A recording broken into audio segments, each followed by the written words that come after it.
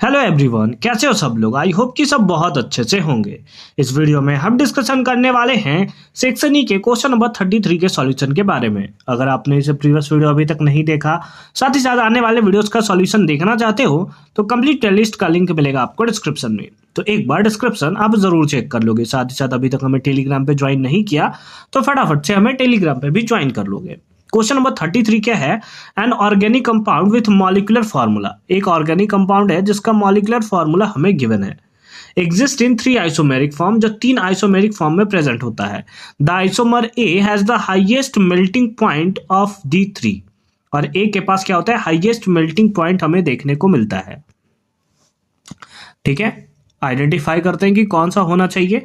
अगर आप देखो तो ये क्या दिया है? C7H7, यानी कि ये अगर हम लोग यहां पर बेंजीन बना दें, ये बेंजीन बना दें। ठीक है, एक सेकंड रुक जाओ, अच्छे से बनाते हैं हम लोग। ये बेंजीन हो गया आपका। ठीक है, ये बेंजीन हो गया। बेंजीन में तो 6 ही कार्बन होता है सर, कोई बात नहीं। यहां पर रहेगा CH3 ग्रुप, है ना। कौन सा ग्रुप? CH3 group.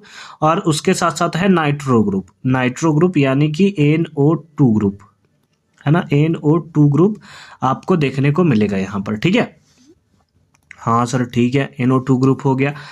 तो अगर इसका फॉर्मूला चेक करो तो कितना आ जाएगा? डेट इज C7H7 आएगा, उसके साथ साथ NO2 आएगा। सर आपने यही क्यों बनाया है? यानी कि ये तो पारा आइसोमर है, पारा आइसोमर ही आपने क्यों बनाया है? तो रीजन था यहाँ पर क्या कि हाईएस्ट मेल्टिंग पॉइंट हमें देखने को मिला था।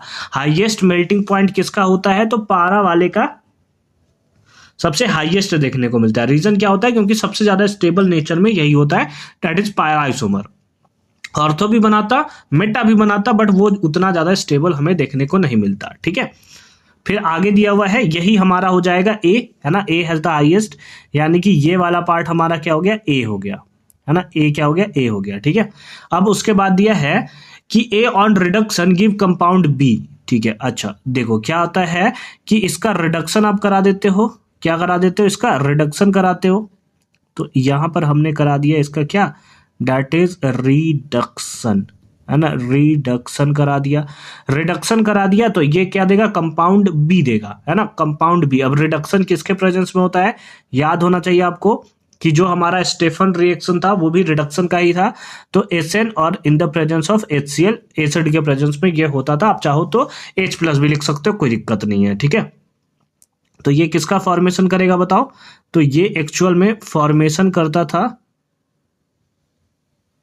है ना। ये एक्चुअल में फॉर्मेशन करता था। यहां ऊपर में तो CH3 ग्रुप बना ही रहेगा, है ना। CH3 ग्रुप जो है, ये क्या ही हो रहा है भाई, क्या ही मेरा मार्कर चल रहा है आज।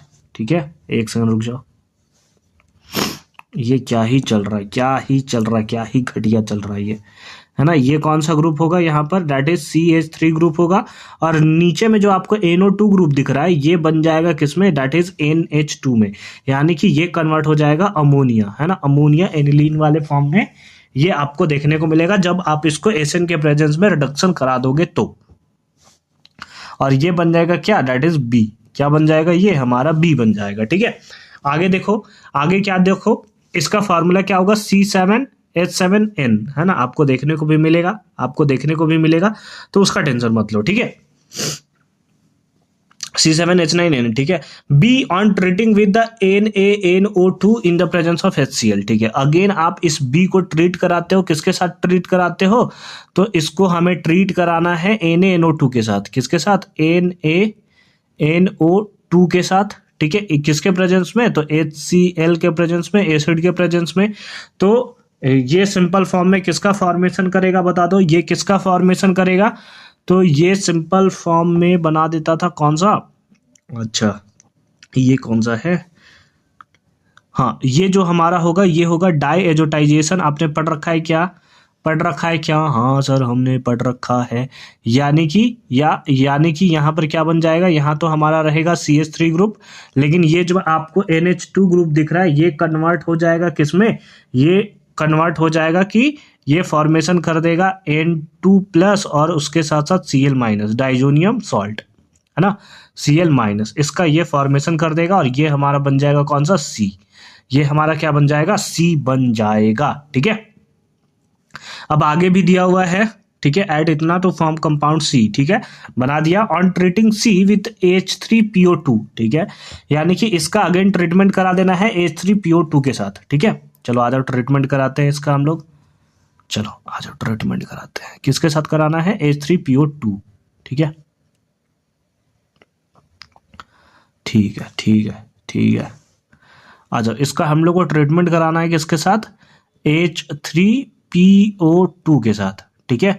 H3PO2 के साथ अगर आप इसका ट्रीटमेंट करा दोगे तो क्या होगा सिंपल फॉर्म में, तो ये सिंपल फॉर्म में क्या हो जाएगा कि ये जो डाइजोनियम सॉल्ट आपको दिख रहा था वो हट जाएगा सिंपल फॉर्म में, ठीक है। तो ये आपका कुछ इस टाइप का बनाएगा, थोड़ा सा ऊपर कर देते हैं हम ताकि हम लोग का स्पेस बन सके, चलो ठीक है।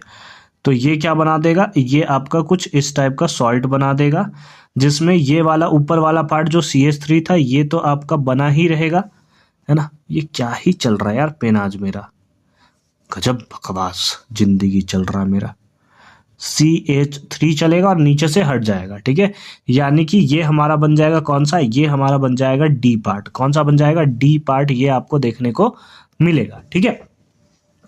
आगे पढ़ो, आगे पढ़ो, क्या दिया था, डी बन गया हमारा, which is further reaction with CrO2Cl2, ठीक है, CrO2Cl2 followed by the hydrolysis form E, ठीक है, उसके बाद ये E का फॉर्मेशन करता है। चलो चलो, ये रिएक्शन याद होना चाहिए, सभी लोगों को याद होना चाहिए, ठीक है। नहीं याद है बहुत दिक्कत की बात है, नहीं याद है तो बहुत दिक्कत की बात है, ठीक है। क्या कर दोगे, रिएक्शन करा दोगे किसके साथ, CrO2Cl2, उसके साथ साथ हाइड्रोलिसिस भी इसका आपको कराना होगा, है ना। तो ये तो आपका सिंपल फॉर्म में कौन सा रिएक्शन हो गया, इटार्ड रिएक्शन हो गया, कौन सा रिएक्शन हो गया, इटार्ड रिएक्शन, लिख दो इटार्ड, इटार्ड रिएक्शन, बिना किसी शक के इटार्ड रिएक्शन हो गया।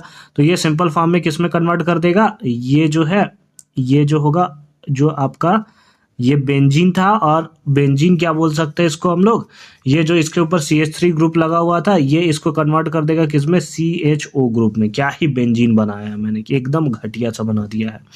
ये हमारा कौन सा किस में कन्वर्ट हो गया, ई पार्ट में कन्वर्ट हो गया, ई पार्ट में, यानी कि बेंजल डिहाइड में जो है वो हमारा कन्वर्ट हो गया है, ठीक है। ये हमारा ई पार्ट में कन्वर्ट हो गया। और कुछ है, right the structure of the compound A to E, अच्छा A से E लिखकर सारा का सारा बनाना था, and right the chemical equation involve, तो वो भी हमने बना दिया, वो भी हमने बना दिया, यानी कि यही सिंपल फॉर्म में हमें क्या देखने को मिलेगा, आंसर देखने को मिलेगा। अगर आप चाहो तो सारे के सारे रिएक्शन को आप एक साथ नोट डाउन कर सकते हो। आई होप कि ये पार्ट आपको एकदम क्लियर फॉर्म में समझ में आया होगा कि कैसे हमने इसका सॉल्यूशन जो है वो किया है। मिलते हैं आपसे अगली वीडियो में इसके और वाले पार्ट के सॉल्यूशन के साथ। कंप्लीट प्लेलिस्ट का लिंक मिलेगा आपको डिस्क्रिप्शन में, तो एक बार डिस्क्रिप्शन आप जरूर चेक कर लोगे।